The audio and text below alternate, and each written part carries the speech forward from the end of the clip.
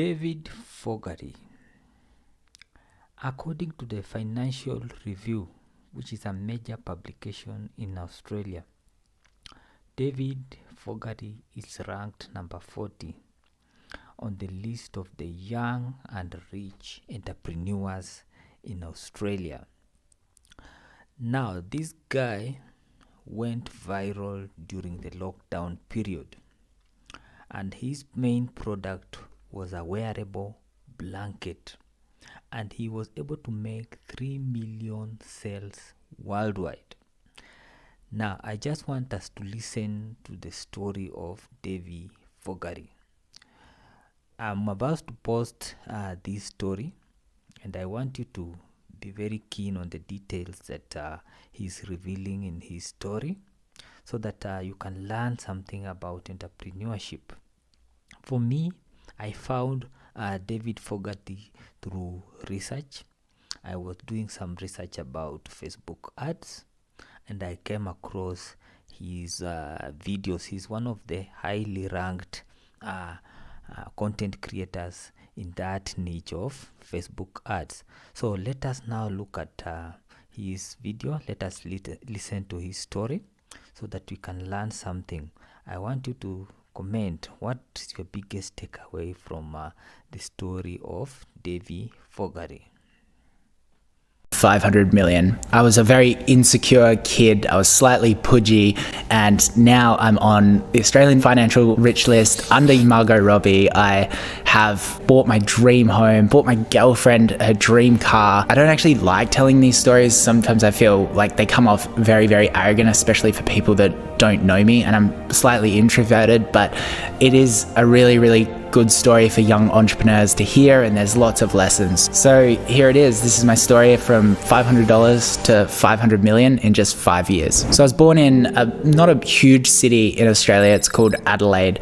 I was a very insecure kid. I was the kid that went to the beach and just wouldn't take their shirt off. I would have to swim in my shirt. I had a very supportive family when I was young. They, supported me both emotionally, but they also worked incredibly hard to support me financially. After school, I would go and watch them sell furniture. They had a small furniture business in Adelaide, and I would just get to watch them constantly just, working really, really hard to put me through school. School was difficult for me for a very long time. I was told that I was stupid at a very young age, especially through primary school, and I believed it. It was probably exacerbating my insecurities, and I just never tried. Constantly arguing with teachers, constantly getting detentions, and everything was just felt like it was going downhill. I had a parent-teacher interview, I think it was grade 10. All of my 5 teachers just said that I was failing and I was incredibly difficult to teach. After that, my parents pretty much had enough. They gave me an ultimatum to either start working hard or they're going to find another school or even just stop supporting me overall. So my family taught me a really good lesson. I remember Dad put a rock in my shoe and he made me walk down the driveway with the rock on the shoe, and it was poking me and hurting me. And then he took the rock out of the shoe and then put it on again and said, walk down the driveway. And obviously it stopped hurting. And he said, these mistakes, if you carry them with you, they're just going to hurt you. Just learn from them and move on. So I knew I needed a new plan. I packed up, basically gave the shop away. I was going to move to Melbourne, surround myself with great people, learn as much as I can about e-commerce and launch a brand.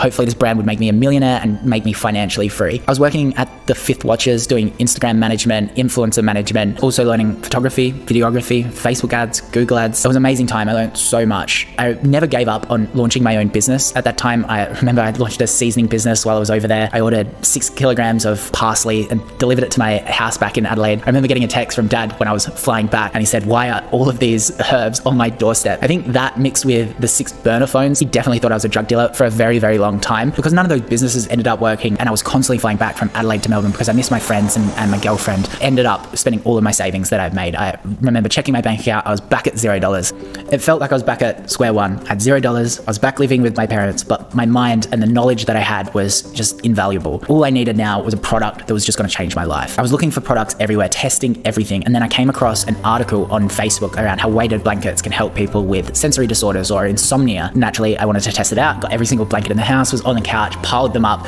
While that didn't really feel that good because it was maybe $400 degrees under the blanket, I did keep looking into it, and there were so many glowing reviews on forums, and there wasn't that many products out there, especially in Australia, that was selling the product. So I decided to commit to it. I decided this was going to be the product. It was helping people. It could really make a difference, and I definitely thought it was going to work. So I ended up ordering some stock from China. I got one sample initially, got my girlfriend and my neighbors. She was about 11 at the time, and I did a photo shoot in the house. I had so many skills from all of those past failures that I could launch the store from scratch. I could launch the Facebook ads, launch the Google ads. I could do everything from scratch. So I really didn't need any money to get it started. I had about $500 at that stage that I saved up from doing weddings and other videography shoots. To get the cash for the business, I decided to sell on pre-sale, which is where you sell stock that isn't actually in the country yet. You are making a promise that you're going to ship it at this date. So I would take the order, buy the stock, and bring it in, because I had no idea what I was doing. They were sending me paperwork to sign. I had no idea. It actually get caught in a customs border hold. But the Australian Federal Police, they scan the product, especially if it's the first time that you're bringing in stock. And I remember it was just absolutely devastating. The stock was about 5 weeks delayed, and I had about 400 customers. My first 400 customers for my big business were waiting 5 weeks to get their stock. And I thought, I'm going to throw away this huge opportunity. Ended up getting the email that they cleared finally after just constant emails between border security, and it was just the most ecstatic feeling. I was just off from there. I did about $200 in the first day, $1,000 in the first week, $10,000 in the second month, ended up scaling to doing $1.5 million profit in its first year. From there, I started spending the money as you do. I bought my Range Rover that was always a goal for me as a kid. I remember getting and driving it out of the yard, people thinking that I was pretty young to be buying it, and I just couldn't stop smiling with it. Was able to buy my girlfriend her car, bought my house that I love. I'm currently looking for a beach house. I get to travel the world because we've just got so many American Express points. So after launching calming blankets, I launched the Hoodie, which took me from earning millions to tens of millions. We have millions of happy customers. All of the team, the 60 people that work there, love the brand. We are inclusive, fun, happy. We make people feel very comfortable in their own home. It's a brand that I'm incredibly proud of. When I look back at myself in school, watching those Nike commercials and how amazing that brand made people feel, couldn't have imagined that I could create something like Hoodie that has a very similar effect on certain types of people. There was always times that I doubted myself through the journey, but the main thing is to just never give up, constantly keep learning, and just really at least try to enjoy the process as well. Enjoy the process of learning. If I can give one piece of advice as well through this video, is you're not too stupid. You are in a position to make a change in the world, and just enjoy the process. Don't forget to like and subscribe. Thanks.